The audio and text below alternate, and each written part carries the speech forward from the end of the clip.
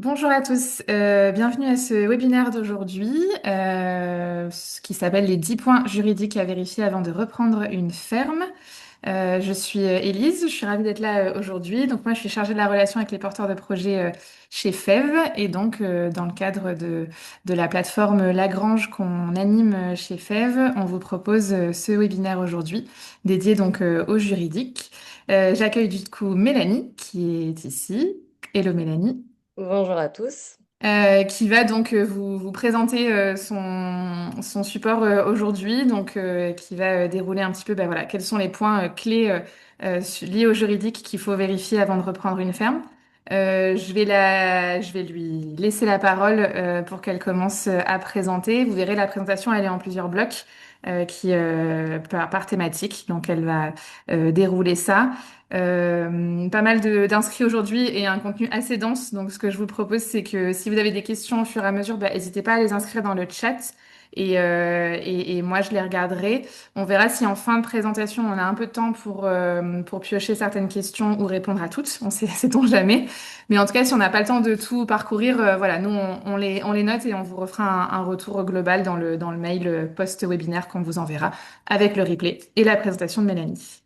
Voilà pour moi. Je te passe la parole, Mélanie, et je te laisse dérouler.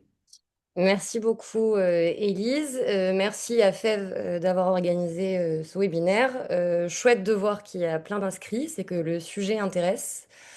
En deux mots, je suis Mélanie Ravoisier-Rançon, je suis avocat au barreau d'Aix-en-Provence. Et on va passer la prochaine heure ensemble pour discuter des 10 points juridiques à vérifier avant de reprendre une ferme. On va discuter de beaucoup de choses. Là, l'objectif, c'était voilà, de balayer tous les thèmes un petit peu juridiques qui peuvent se présenter quand on est dans un projet de reprise de ferme. On va mobiliser plein de domaines du droit de la famille, du droit immobilier, du droit des contrats.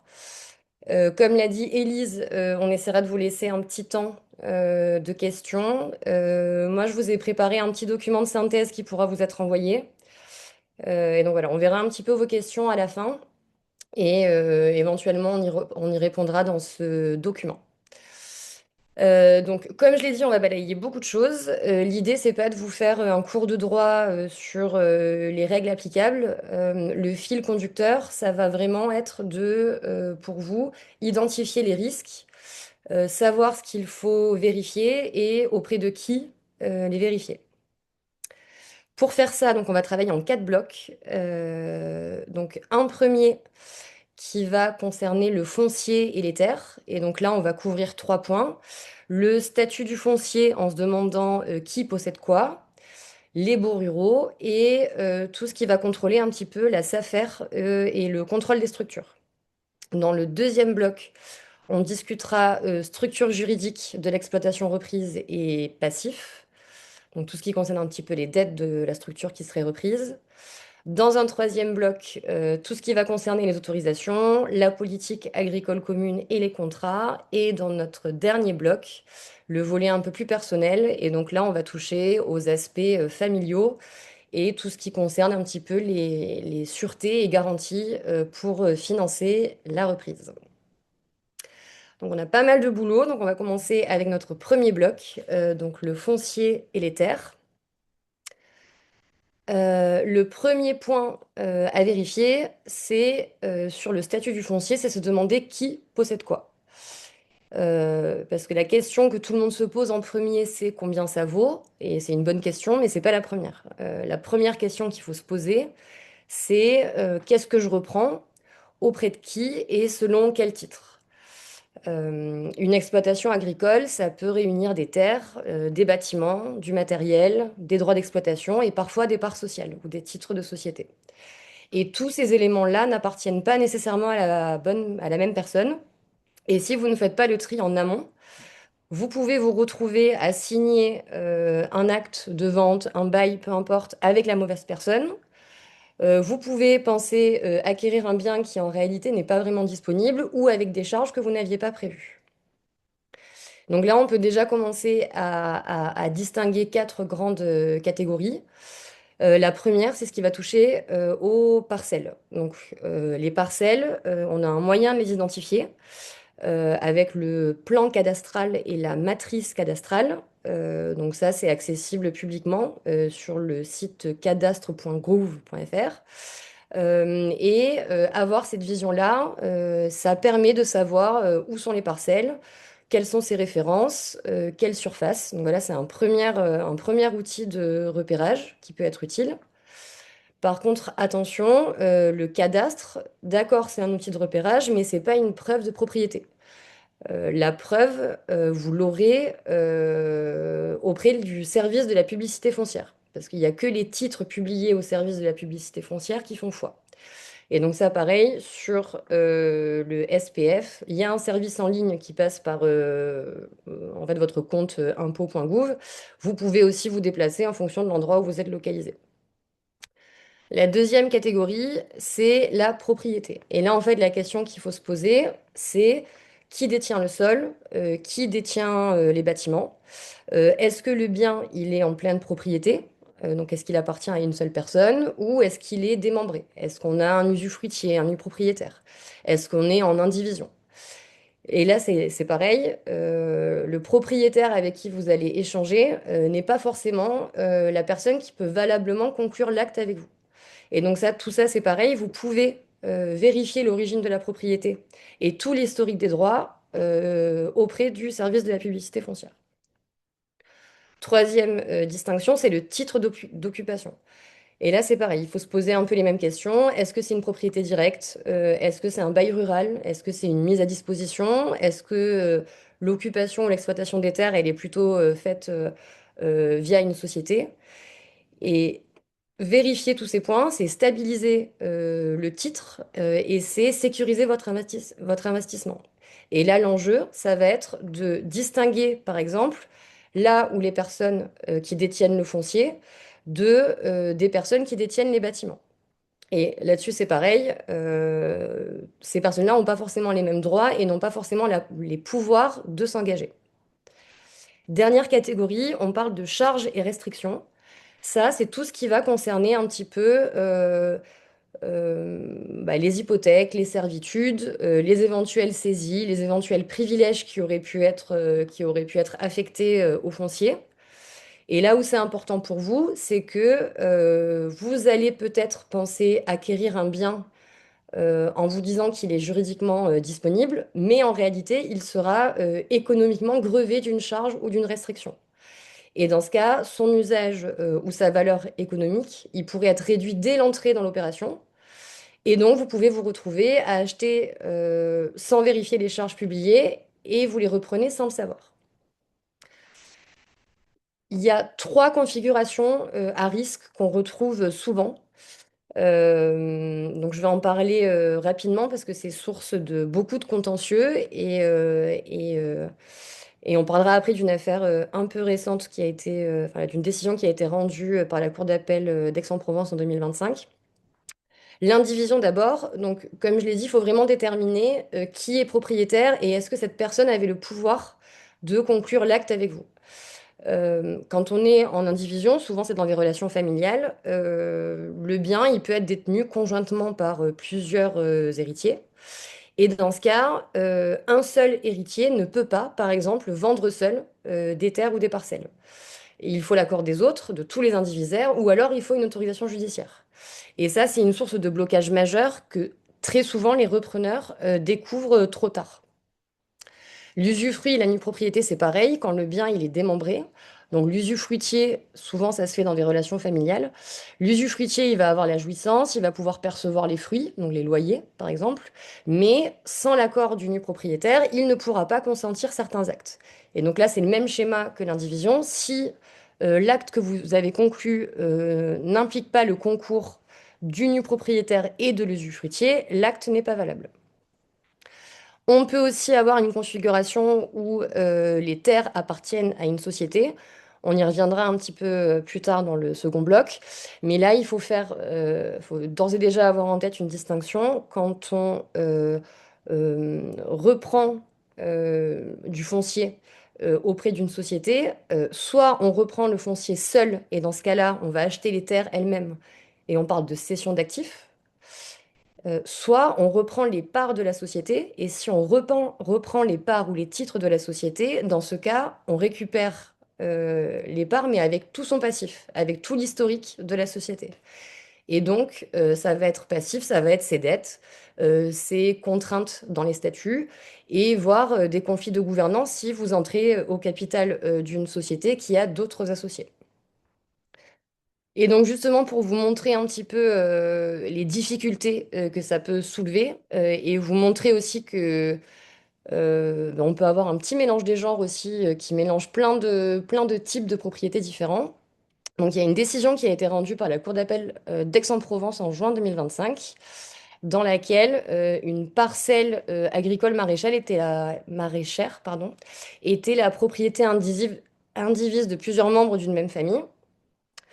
Sa structure s'est complexifiée au fur et à mesure voilà, de décès qui sont survenus de la famille. Et donc, on a un petit peu de tout. On a un peu de pleine propriété, après, on a un peu de nue propriété, d'usufruit, de l'indivision, un peu de tutelle aussi, parce que certains des indivisaires étaient un peu âgés. Et donc, en 2015, un couple a pris possession de la parcelle en invoquant un bail verbal à 200 euros par mois qu'elle avait conclu avec un indivisaire sous tutelle et sa mère usufruitière. Ils prennent possession de la parcelle, ils investissent plus de 30 000 euros en matériel agricole sur le terrain. Et en 2017, les autres indivisaires contestent l'occupation. S'ensuit un long contentieux, parce que vous le voyez, la prise de possession, c'était en 2015, et la décision de la Cour d'appel d'Aix, elle date de 2025, donc c'est non. Et alors, sans revenir sur les règles un peu qui ressortent de cette décision, en se concentrant sur le résultat, bah, au bout du compte, le couple, il s'est fait expulser. Il a en plus été condamné à payer 5 000 euros de dommages et intérêts au bénéfice des indivisaires, alors même qu'il avait investi 30 000 euros et après plusieurs années d'exploitation. Et donc, ce que montre cette affaire, mais il y en a des tas d'autres, c'est qu'en matière foncière, une reprise qui est mal sécurisée dès le départ, ça peut vous donner l'illusion d'acquérir un bien qui est disponible, alors qu'en réalité, il ne l'est pas. Donc maintenant qu'on a posé ce premier point sur le foncier, on va voir maintenant un sujet qui concerne presque toutes les reprises et pas des moindres. Ah oui, alors sur ce petit tableau, je ne vais pas rentrer dans le détail là, mais vous l'aurez dans le support qu'on vous adressera à la fin du webinaire. Donc on va passer aux baux ruraux, comme je le disais. Donc là encore, les baux ruraux, c'est source de contentieux. Et avant même de parler de prix ou de montage de reprise, il faut vérifier si les terres sont occupées dans le cadre d'un bail rural. Parce que le régime des baux ruraux, qu'on appelle aussi le statut du fermage, c'est un statut qui est très protecteur pour le preneur. Et donc, un exploitant en place peut avoir des droits très forts, même si aucun bail n'a été signé. Alors pareil, je ne pourrais pas rentrer dans le détail de toutes les règles. L'idée là, c'est juste d'allumer un petit peu des lumières pour voilà, vous faire comprendre un petit peu les grandes règles qui gouvernent les baux ruraux. La première règle, c'est que le nom qu'on donne à l'occupation ne suffit pas. Ce que ça veut dire, c'est que vous allez peut-être discuter avec un cédant et qui va vous dire oui, ben voilà, il y a quelqu'un qui est en place sur les terres, mais c'est un arrangement familial, une convention d'occupation, il n'y a pas de bail signé, voilà, une mise à disposition amicale, peu importe. Tout ça, ça n'écarte pas le statut du fermage. Ce qui compte, c'est la réalité de l'occupation. Et pour savoir si on est en présence d'un bail rural, le critère, c'est une mise à disposition de terre à titre onéreux, donc en contrepartie d'un loyer, pour l'exploitation d'un bien agricole. Et donc si une personne exploite des parcelles agricoles contre une contrepartie, même symbolique, même en nature, il faut envisager sérieusement l'existence d'un bail rural. Pourquoi il faut l'envisager? Parce que le statut du fermage il est largement impératif. Parfois, on dit aussi qu'il est d'ordre public. Ce que ça veut dire, c'est qu'il y a certaines règles qui sont posées par la loi auxquelles les parties ne peuvent pas déroger dans un contrat. Et donc, à partir du moment où vous remplissez le critère, donc la mise à disposition à titre onéreux d'un bien agricole pour l'exploiter, les règles du statut de fermage s'appliquent. Et notamment dans ces règles, la règle générale, il y a des exceptions, mais là, pareil, on ne peut pas rentrer dans le détail, c'est que la durée minimale d'un bail rural, c'est 9 ans. Et le bail se renouvelle automatiquement à la fin des 9 ans, donc de nouveau pour 9 ans, si aucun congé n'est délivré. Et pour ce congé, il faut respecter les délais et les formes qui sont imposées par la loi. Donc typiquement, si vous ou votre cédant annoncez verbalement au preneur que le foncier va être vendu, c'est pas suffisant et le preneur, il a le droit au renouvellement du bail. Et donc pareil, la vente ne va pas mettre fin au bail.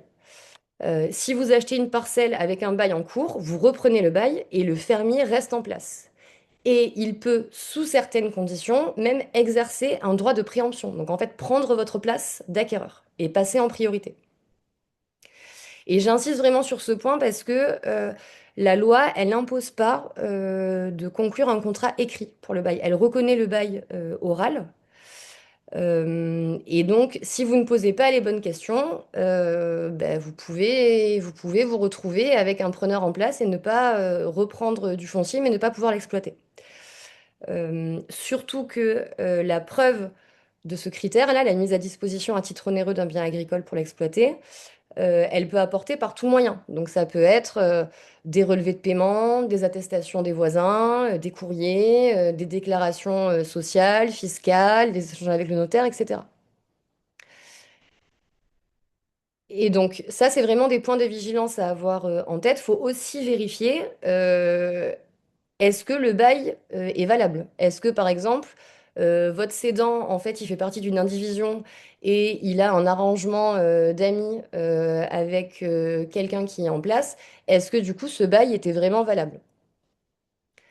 Et donc, les bons réflexes et la question à se poser systématiquement si jamais un preneur est installé sur les terres, ça va être bah, demander depuis quand l'exploitant travaille réellement les terres, contre quelle contrepartie, avec qui il a éventuellement conclu le bail, même s'il est verbal.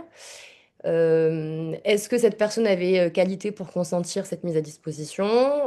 Voilà, enfin, vérifier en fait qui a donné son accord, est-ce qu'elle pouvait bien le faire, etc. Si vous ne vous posez pas ces questions avant la reprise, vous pouvez découvrir trop tard qu'un fermier dispose déjà de droits opposables sur les parcelles alors que vous les pensiez libres. Et il y a plusieurs risques à ça, donc on en a parlé, le fait que le preneur reste en place, le fait qu'éventuellement il exerce son droit de préemption. Mais il y a un autre point à avoir en tête aussi et qui doit d'autant plus vous pousser à interroger le cédant sur ce point, c'est les améliorations qui auraient pu être faites par le preneur en place. Typiquement, si le preneur il a réalisé des investissements sur le fonds, euh, bah, il pourrait demander une indemnité de sortie que vous vous retrouveriez à payer. Et donc ça veut dire que sur le coût global de l'opération et tout le calendrier ou tout le financement de votre projet de reprise, vous allez peut-être devoir vous retrouver à lui verser une indemnité. Donc voilà, ça, c'était rapide, mais on a balayé un petit peu les grandes règles et voilà, les petites lumières qui doivent s'allumer de votre côté si jamais vous reprenez du foncier avec un preneur en place. Le troisième point du bloc qu'on va envisager ensemble, donc c'est ce qui concerne la SAFER et le contrôle des structures.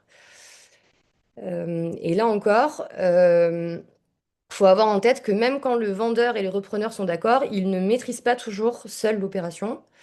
En matière foncière agricole, il y a deux acteurs extérieurs qui peuvent intervenir. La SAFER, qui peut préempter.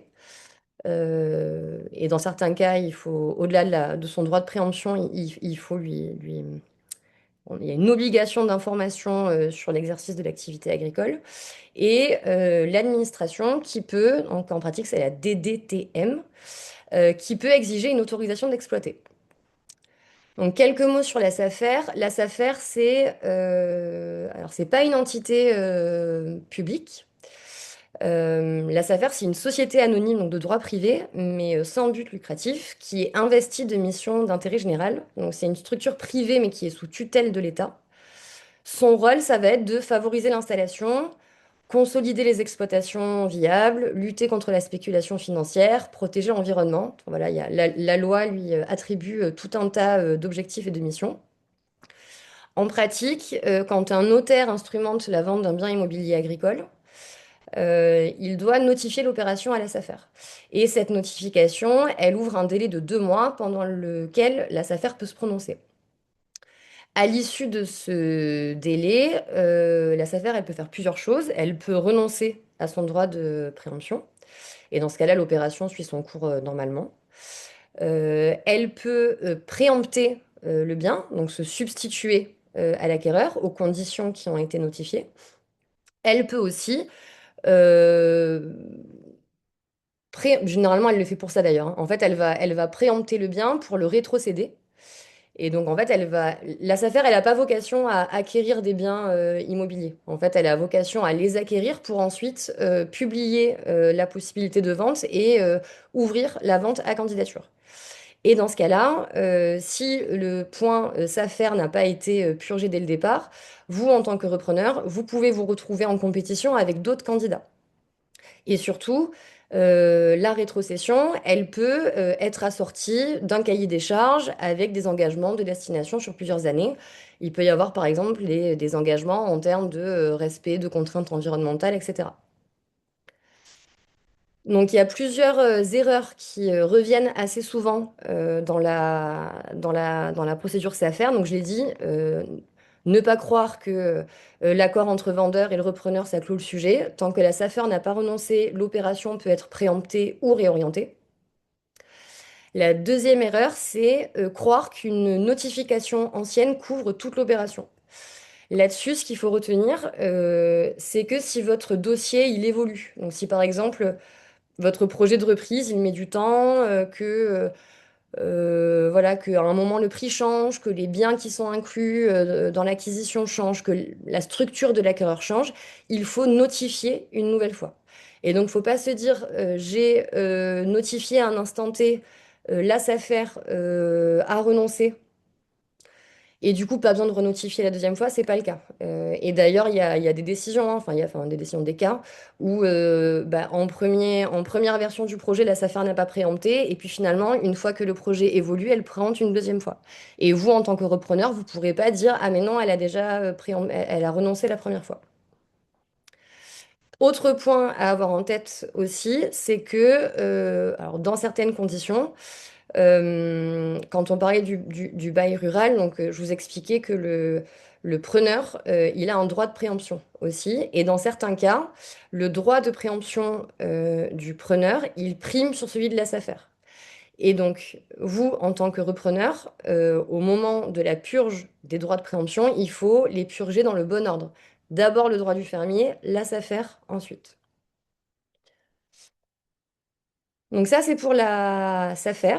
Il y a un autre type de contrôle qui peut être exercé, donc on appelle le contrôle des structures. Ça, c'est un régime d'autorisation préalable. Donc il est géré par la DDTM, c'est la Direction départementale des territoires et de la mer.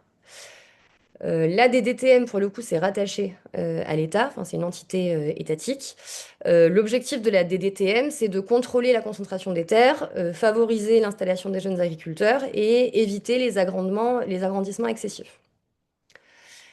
Le contrôle des structures, il ne s'applique pas systématiquement. En fait, il va s'appliquer dès que la mise en valeur des terres agricoles dépasse certains seuils. Les seuils, ils sont fixés par le SDREA, donc le schéma directeur régional des exploitations agricoles. Donc là, il faut vraiment réfléchir région par région, puisque d'une région à l'autre, les seuils peuvent varier. Généralement, ce seuil, il est fixé entre 1,5 et 2 fois la surface agricole utile régionale moyenne. si votre opération, elle entre dans le champ de ce dispositif. Il faut déposer une demande d'autorisation auprès de la DDTM, donc c'est un formulaire CERFA à remplir. Et il faut bien avoir en tête qu'il faut le faire avant la prise de possession, pas après.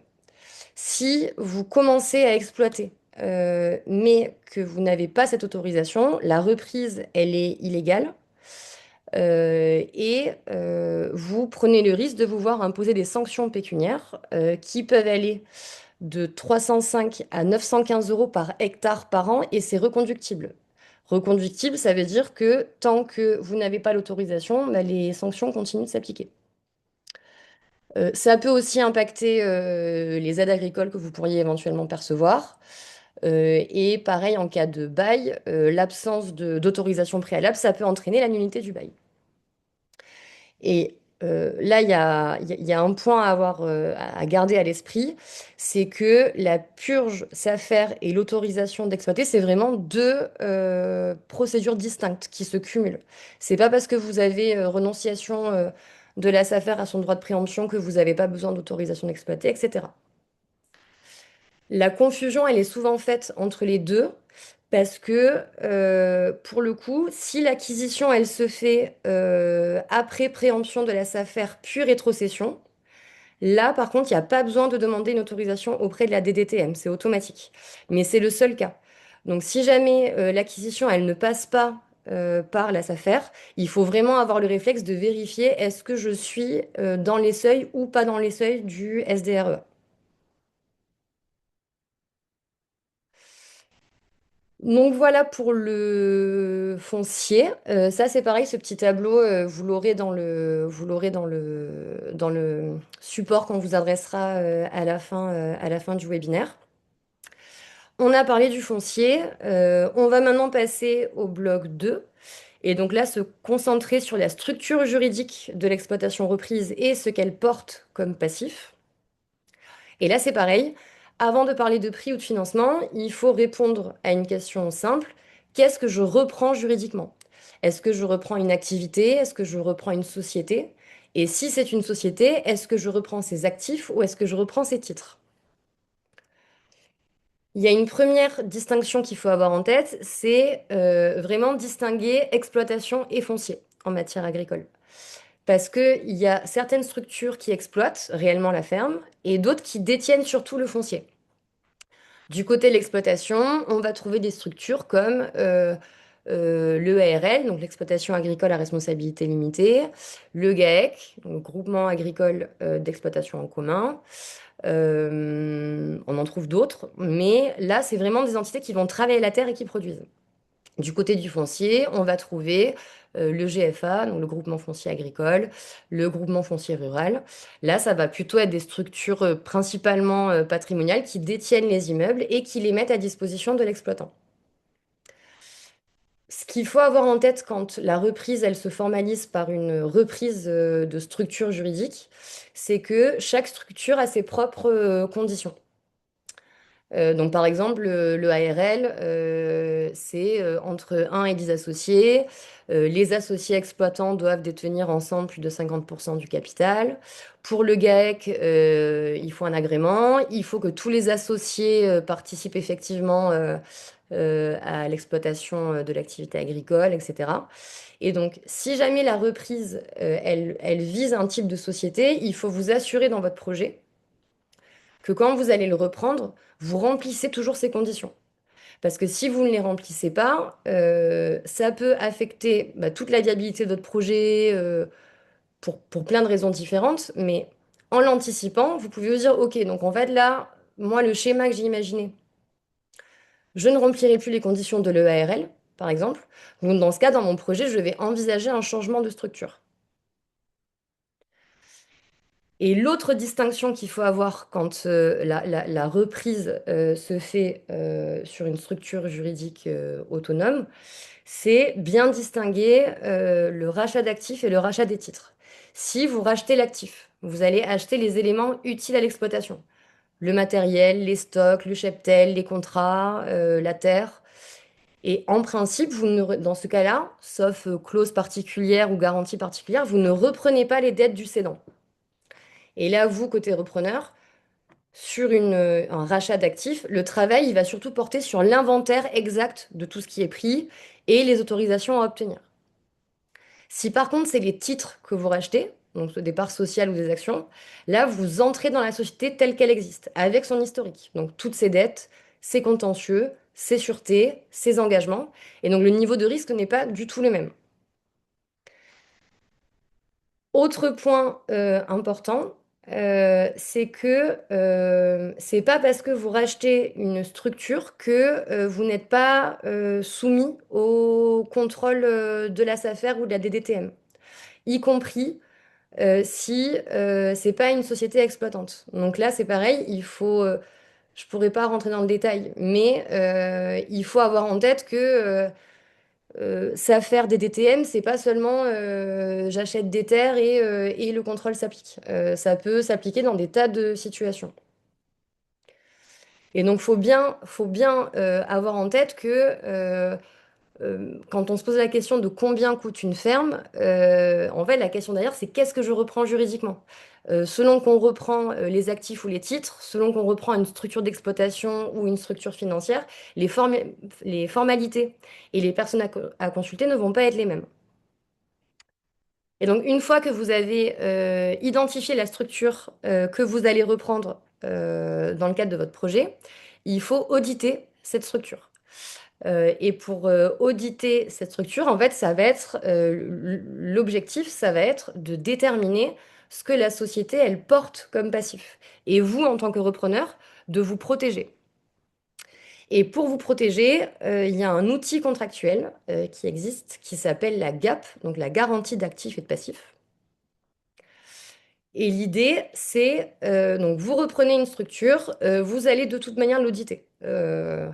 Donc ça va être, il y a un socle un peu minimal. Donc on va déterminer, voilà, on va fouiller un petit peu ses dettes bancaires, ses dettes fiscales, ses dettes sociales, ses éventuelles dettes fournisseurs. On va vérifier s'il n'y a pas des litiges ou des procédures en cours. Donc typiquement un différend avec un voisin, un différend avec un salarié, un différend avec la DDTM, avec la SAFER, peu importe. Tout ça, c'est quelque chose que vous pouvez vérifier dans le bilan. En tout cas, si la comptabilité de la structure est bien tenue, parce que typiquement les litiges, les dettes bancaires, fiscales, etc., normalement, elles sont provisionnées dans les comptes de la structure. Mais il y a aussi des engagements qui sont hors bilan. Et là, il va falloir partir un peu à la recherche des informations et on va essayer de chercher voilà, toutes les promesses, toutes les options, les garanties, les cautionnements qui auraient pu être contractés par la structure.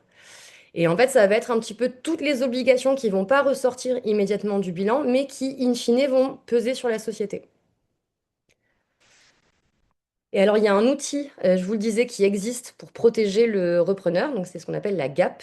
Donc, c'est une protection contractuelle qui est mise en place au moment de la cession de titres. Et elle sert à couvrir l'apparition après la vente d'un passif qui n'aurait pas été révélé par le cédant ou qui viendrait diminuer un actif qui a servi de base à fixer le prix de l'acquisition. Généralement, c'est une clause ou une annexe au protocole de cession. Euh, pour être efficace, la GAP, il faut qu'elle soit précise. Il faut qu'elle prévoie le périmètre qui est garanti, quels passifs sont couverts, à partir de quel compte de référence, avec quelles exclusions, pour quelle durée. Donc généralement, c'est des durées plus longues que les risques, en fait, que la prescription fiscale ou sociale, donc on est entre 3 et 5 ans, le plafond d'indemnisation, la franchise, le seuil de déclenchement, un mécanisme de séquestre donc en fait, on va bloquer une partie du prix pour se couvrir dans le cas où le cédant deviendrait insolvable, etc. La procédure de mise en jeu, les délais de notification, voilà. C'est un outil très utile, la GAP. Par contre, le premier point, c'est que ça remplace pas l'audit. En fait, la GAP, elle va venir compléter l'audit. Et de toute manière, si vous n'avez pas audité avant, elle sera pas efficace, votre GAP, parce que vous n'aurez pas une vision globale des informations qui vous ont été révélées par le cédant. Et à avoir en tête aussi, et là c'est bien de se faire accompagner, c'est que si elle est mal rédigée, votre GAP, c'est une fausse sécurité. Si la clause, elle est vague sur le périmètre garanti, si elle prévoit pas de séquestre, si elle prévoit des délais de notification qui sont impossibles à tenir, en fait, elle vaudra plus rien, votre garantie. Et donc, il faut vraiment avoir en tête que finalement, quand on reprend les titres d'une structure, le mauvais scénario, c'est pas forcément celui qu'on va voir au bilan, c'est celui qu'on va découvrir 6 mois, 1 an après. Et donc, faut vraiment voilà, avoir en tête ces deux éléments. On fait un audit un peu engagement bilan classique, et donc ça, c'est notamment le comptable hein, qui va vous aider. Et après, intégrer dans le protocole de session une gap pour vous couvrir à l'issue de l'acquisition. On va maintenant aborder le bloc numéro 3. Donc on change un peu de sujet, mais c'est un sujet tout aussi important. Euh, Important parce que, alors ça peut être un peu perçu comme secondaire, mais ça peut quand même bloquer ou faire échouer une reprise. Donc on va avoir trois choses, les autorisations administratives, les aides PAC et les contrats. Sur notre sixième point juridique à vérifier, on va parler des autorisations administratives. Alors, l'idée, c'est pas de vous faire une liste à la Prévert de toutes les autorisations. Ça, enfin, de toute façon, ça aurait pas de sens parce que voilà, chaque cas est un peu différent, chaque activité est différente. Mais peut-être déjà, ce qu'on peut dire, c'est que la première erreur qui peut être faite sur tout ce qui touche les autorisations, c'est de croire qu'elles suivent la ferme. C'est pas le cas. Il y a certaines autorisations qui vont être attachées à l'exploitant qui va devoir remplir certaines conditions. Et donc, si vous reprenez une ferme et que vous ne remplissez pas ces conditions, vous ne bénéficierez plus de l'autorisation. Il y en a d'autres, à l'inverse, qui sont vraiment rattachées au site. Donc là non plus, elles vont pas survivre automatiquement à la cession. Il va falloir respecter certaines formalités, déclarer le changement d'exploitant, etc. Donc sur les autorisations attachées à l'exploitant, alors on a parlé du contrôle des structures. On peut trouver aussi, par exemple, le certifito, donc c'est certificat individuel pour l'utilisation des produits phytopharmaceutiques, donc qui est personnel. Là, le titulaire, il doit attester de certaines connaissances, anticiper aussi des formations à remplir pour remplir voilà, pour remplir le cahier des charges. Et donc, si votre activité nécessite un certifito, il faut vérifier qui exercera réellement les tâches qui sont concernées par le certificat et l'anticiper dans votre calendrier de reprise, notamment si vous avez des formations à suivre pour pouvoir respecter le cahier des charges. On peut retrouver ce type d'autorisation aussi, par exemple, pour tout ce qui touche agrément sanitaire ou déclaration d'activité. Et là, par exemple, ça va être le cas pour les ateliers de transformation ou de manipulation de denrées animales. Et selon le type d'activité qui va être exercée, parfois ça va être une simple déclaration, parfois ça va être un agrément, parfois ça va être un système d'autorisation préalable, etc. Sur les autorisations attachées au site, on peut trouver par exemple les ICPE, donc c'est les installations classées pour la protection de l'environnement. Pour certains élevages, le régime, pareil, ça peut être de la déclaration, ça peut être de l'enregistrement, ça peut être de l'autorisation. Le changement d'exploitant, par exemple, il faut qu'il soit déclaré. Et là, c'est pareil, il faut aussi bien penser à toutes les exigences locales. Donc, bien faire un peu un inventaire de tout de toutes les prescriptions préfectorales qui pourraient rester applicables. Donc, typiquement, récupérer le dernier arrêté préfectoral et ses annexes avant de prendre possession du foncier agricole. Ça peut être le cas du plan d'épandage aussi. Là, ça va plutôt être lié aux terres réceptrices à l'organisation de l'exploitation.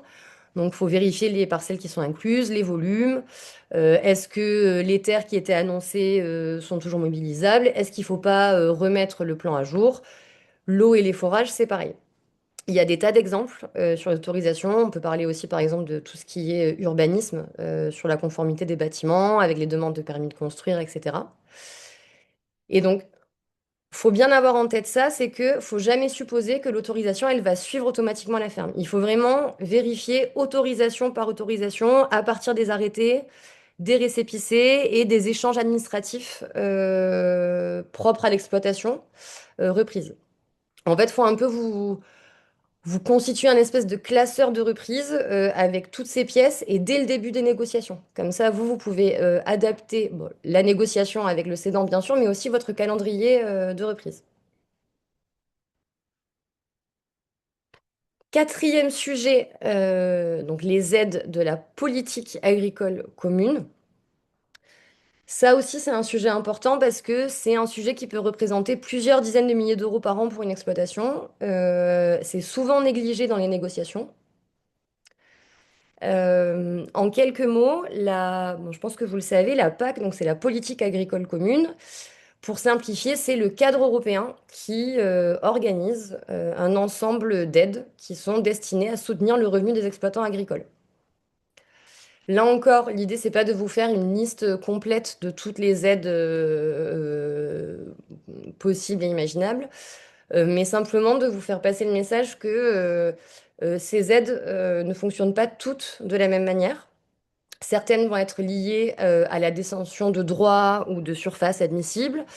D'autres vont dépendre de production, d'effectifs, d'engagements environnementaux, qui peuvent être par exemple pris sur plusieurs années. Là encore, l'erreur classique sur les aides PAC, c'est de croire que les aides suivent automatiquement les terres. C'est pas le cas. Généralement, les aides, elles vont plutôt suivre l'exploitant et pas la terre. Et ça change tout pour vous dans l'organisation de la reprise. Donc, encore une fois, on ne pourra pas entrer dans le détail des aides PAC, mais peut-être déjà, ce qu'il faut comprendre, c'est que donc un DPB, un droit à paiement de base, c'est un titre administratif individuel à l'exploitant, avec une valeur exprimée en euros à l'hectare. Ce titre, il va appartenir à l'exploitant, pas aux parcelles. Et pour déclencher l'aide, il faut détenir des DPB, donc remplir les conditions et détenir des DPB, un peu comme une cagnotte, mais il faut aussi les activer. Et si ces droits, vous ne les activez pas pendant 2 années consécutives, ils sont perdus et c'est une perte sèche pour vous parce qu'ils retournent automatiquement à ce qu'on appelle la réserve nationale. Il y a plusieurs grandes familles d'aides. Donc, il y a les aides de base au revenu, donc c'est les DPB là dont on vient de parler. Elles vont être découplées de la production. Donc, ça va être un forfait à l'hectare admissible. On peut avoir aussi un paiement redistributif sur les premiers hectares. C'est un supplément qui va être versé sur les premiers hectares des exploitations qui sont éligibles.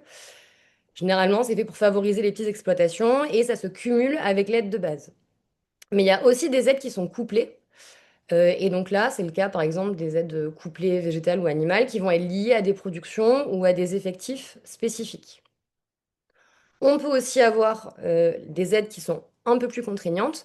Ça va être le cas donc, des mesures agro-environnementales et climatiques et des aides bio en général. Et là, ça va être des engagements pluriannuels sur 5 ans avec un cahier des charges. Et donc, vous, en tant que repreneur, sur ces aides-là, il faut vérifier est-ce qu'un engagement existe, est-ce qu'il continue, est-ce qu'il peut être repris, et qu'est-ce qui se passe, notamment en termes de trésorerie, s'ils ne le sont pas. Il y a quelques contraintes sur lesquelles je vais aller assez vite, mais simplement à avoir en tête, c'est que le transfert de DPB, ça doit faire l'objet d'un acte distinct de l'acte de vente, ou du bail d'ailleurs. Et en pratique, en fait, c'est un formulaire qu'il faut déposer sur la plateforme Télépac. Donc, il y a certains délais qui sont imposés par la loi. Euh,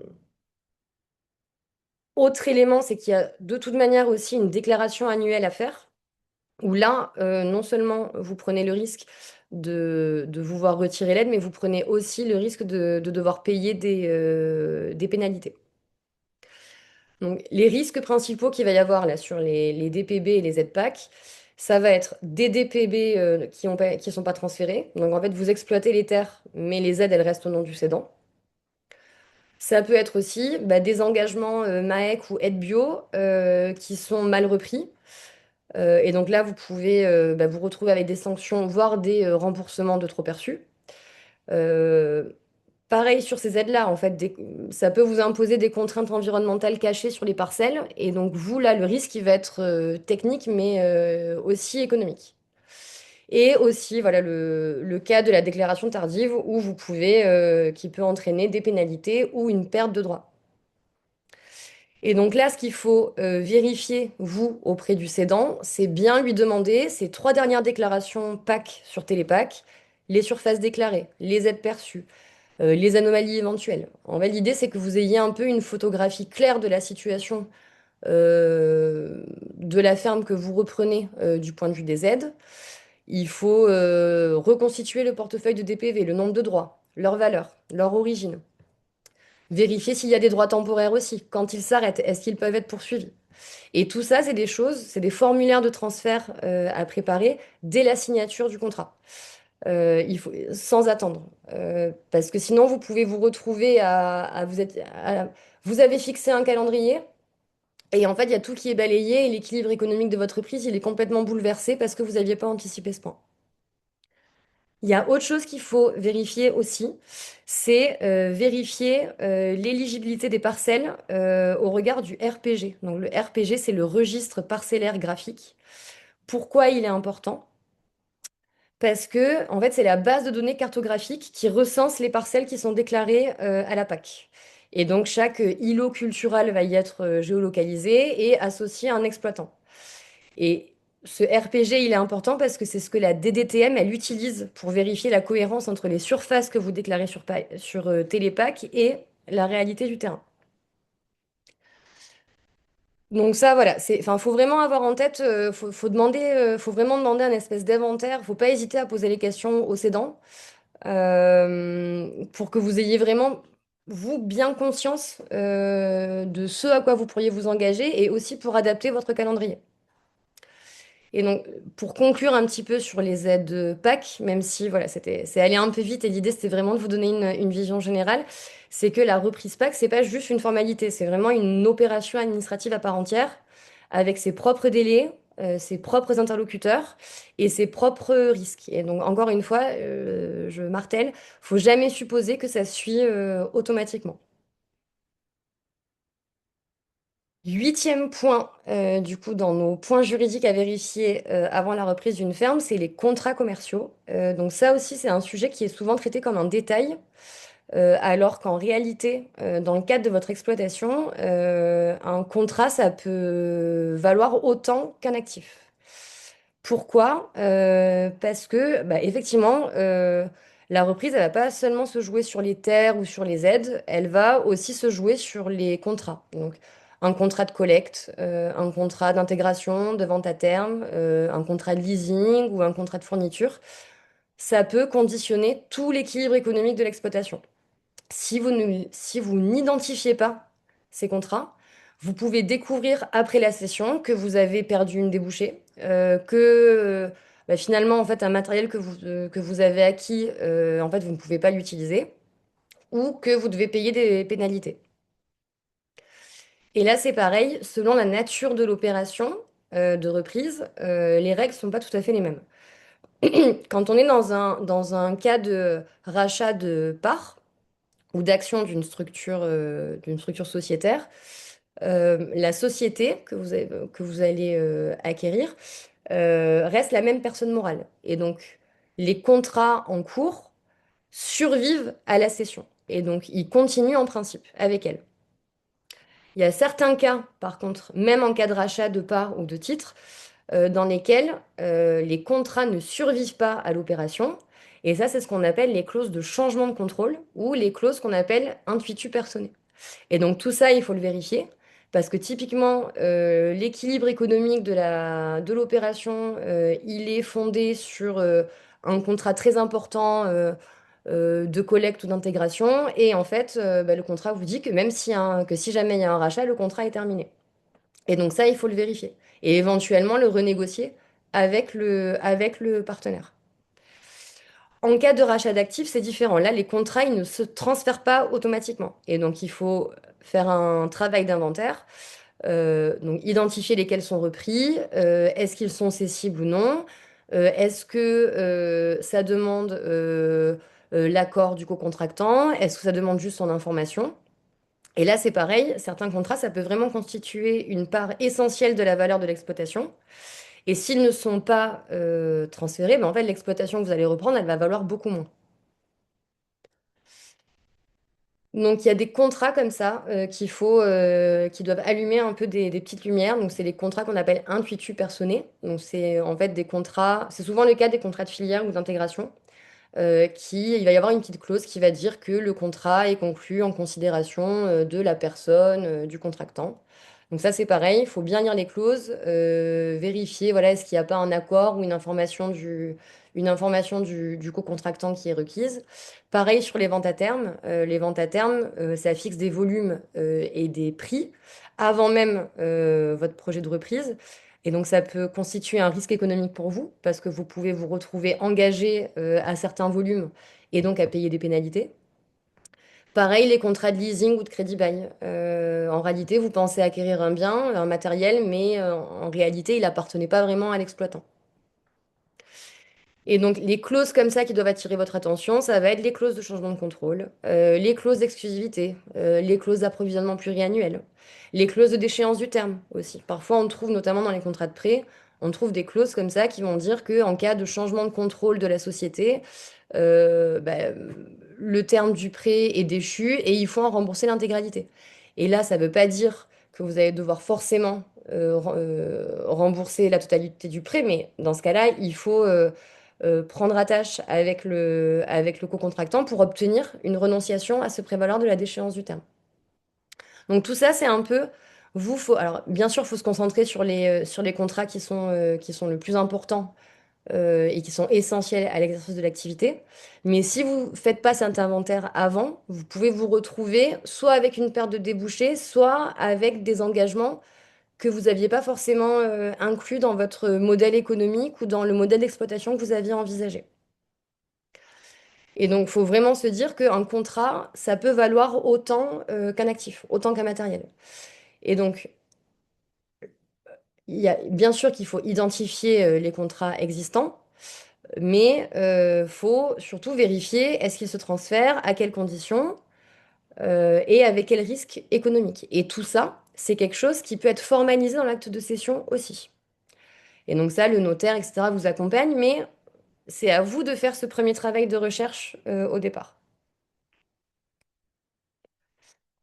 On va maintenant passer à notre dernier bloc. Donc là, on va parler du volet un peu plus personnel qui va toucher un petit peu tout ce qui est familial et successoral et aux sûretés. Donc sur le volet familial, ce qu'il faut garder à l'esprit, c'est qu'il y a beaucoup de reprises agricoles pour lesquelles le blocage, il n'est pas tellement économique. Il va être familial parce que, on en a parlé un petit peu en début de webinaire, les terres, elles vont être détenues en indivision qui en fait n'a pas été réglée. Il va y avoir une donation antérieure dont vous n'aviez pas connaissance qui va contenir des clauses qui vont être un peu restrictives. Le cédant, il est marié et en fait son conjoint aurait dû intervenir. Donc voilà, c'est des questions qu'il faut se poser très tôt. Du côté du cédant, en fait, pour se demander est-ce que juridiquement le cédant pouvait vendre, mais aussi vous, côté repreneur, en vous posant la question de savoir est-ce que je sécurise la pérennité de l'exploitation. Côté cédant, ça va rejoindre un petit peu ce qu'on s'est dit sur le statut du foncier. Donc voilà, bien vérifier qui possède quoi, comment, qui a les pouvoirs de conclure tel acte. Euh, Petit point d'attention sur le régime matrimonial. Typiquement, si le cédant est marié, l'accord de son époux peut être requis et ça pourrait remettre en cause l'acte derrière. Côté repreneur, là c'est pareil. Typiquement sur les régimes matrimoniaux, euh, si, alors ça dépend du régime matrimonial que vous choisissez, mais si vous êtes marié sous le régime légal, bah, tous les biens acquis pendant le mariage peuvent tomber en communauté. Et donc en cas de séparation, bah, l'exploitation, elle peut devenir un enjeu de partage. Et donc ça, il faut penser dès le départ. De la même manière, d'un point de vue successoral, un couple pacsé ou des concubins vont pas avoir les mêmes droits. L'exemple typique, c'est Madame et Monsieur sont mariés, Monsieur malheureusement décède.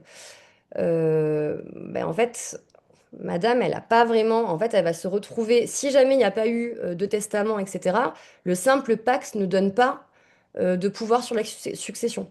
Et donc, Madame, en fait, elle va se retrouver en indivision avec les parents de Monsieur ou ses enfants ou peu importe. Et donc, tout ça, c'est des points qu'il faut vraiment anticiper en fait dès la reprise.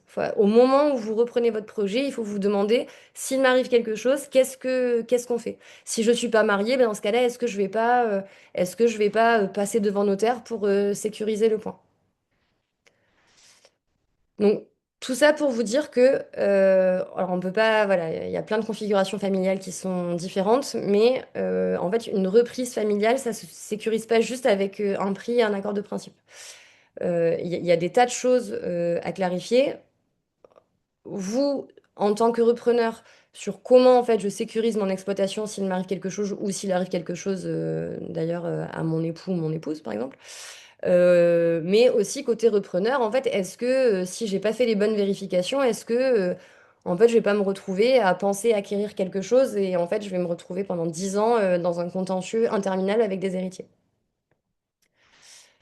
Donc ça, c'est vraiment, c'est un dossier qu'il faut. Le notaire est un bon, est un bon interlocuteur hein, sur tous ces points-là, mais c'est vraiment quelque chose qu'il faut avoir en tête dès l'origine. Dernier point de notre webinaire. Donc là, on va parler sûreté et tout ce qui est garantie en fait pour le financement de votre projet de reprise. Donc il faut financer la reprise, c'est évident. Mais il faut aussi comprendre ce qui est déjà donné en garantie dans le dossier qu'on reprend et ce que la banque, ce que votre banque en tant que repreneur pourrait exiger. Parce que une sûreté qui est mal identifiée, ça peut bloquer le financement, ça peut maintenir une charge sur un bien repris ou exposer le repreneur, voire ses proches, à un risque patrimonial disproportionné. Alors là encore, je ne vais pas vous faire de liste à la Prévert de toutes les sûretés qui existent. Il faut simplement avoir en tête qu'il y a deux grandes catégories de sûretés. Les sûretés qu'on appelle réelles et les sûretés qu'on appelle personnelles. Les sûretés réelles, ça va être tout ce qui va porter sur un bien déterminé. Donc pour les immeubles, ça va être l'hypothèque. Pour tout ce qui est euh, bien immatériel, donc part sociale, fonds, etc., ça va être, ou créance, ça va être un nantissement. Si c'est sur des biens meubles type matériel, ça va être un gage. Euh, et après, on va avoir des sûretés personnelles. Là, ça va être typiquement le cautionnement. Et là, ça va reposer sur l'engagement d'une personne. Et donc, vous, ce qu'il faut vérifier, bah, typiquement, pour l'hypothèque, bah, demander un état hypothécaire sur tous les immeubles repris, donc auprès du notaire ou du service de la publicité foncière. Parce que si une hypothèque n'est pas radiée, elle va suivre l'immeuble après la vente et vous allez en hériter sans l'avoir voulu. Pour le matériel, c'est pareil. Voilà, un tracteur, une moissonneuse, peu importe. Tout ça, ça peut rester grévé au profit d'un créancier. Et le risque, c'est que bah, le bien peut être saisi alors même que vous pensiez l'avoir acheté. Pour les titres sociaux, c'est pareil. Enfin voilà, la mécanique des sûretés est toujours un petit peu la même. Et du coup, il y a vraiment trois questions à se poser systématiquement sur ces points-là.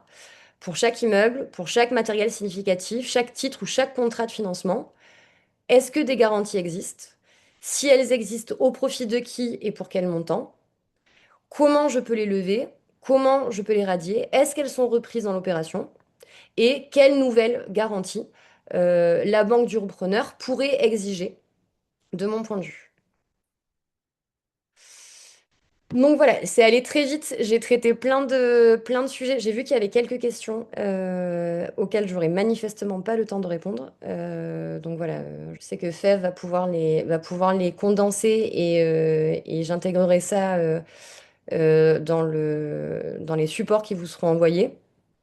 Mais peut-être en guise de conclusion, là, si je vous devais vous donner un petit peu trois réflexes à garder à l'esprit avec tout ce qu'on vient de voir, c'est le premier, ne signer qu'avec la bonne personne, sous le bon titre. Voilà, avant de discuter de prix, il faut vraiment savoir ce qu'on reprend.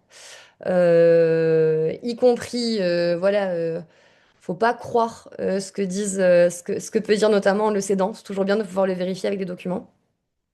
Deuxième réflexe, se dire que tout ce qui est autorisation, aide, contrat, ça ne suit pas automatiquement la reprise de ferme. Chaque point se vérifie séparément avec les bons interlocuteurs et avec les bons délais.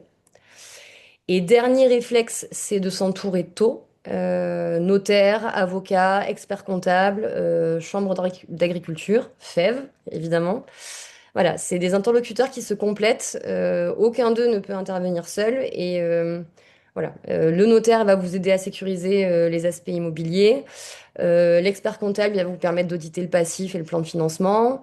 Voilà, donc pas avoir peur de se faire accompagner et pas avoir peur de se poser les questions très tôt. Top. Eh ben, super. Merci Mélanie. Merci pour la conclusion.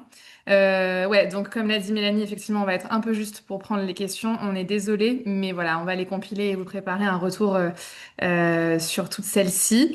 Je rappelle juste que le webinaire a été organisé par FEV et donc voilà, qu'on est une entreprise dont le rôle est d'acheter des fermes et d'acheter des terres agricoles pour installer des personnes via un bail rural dont Mélanie a beaucoup parlé et une solution de location avec option d'achat.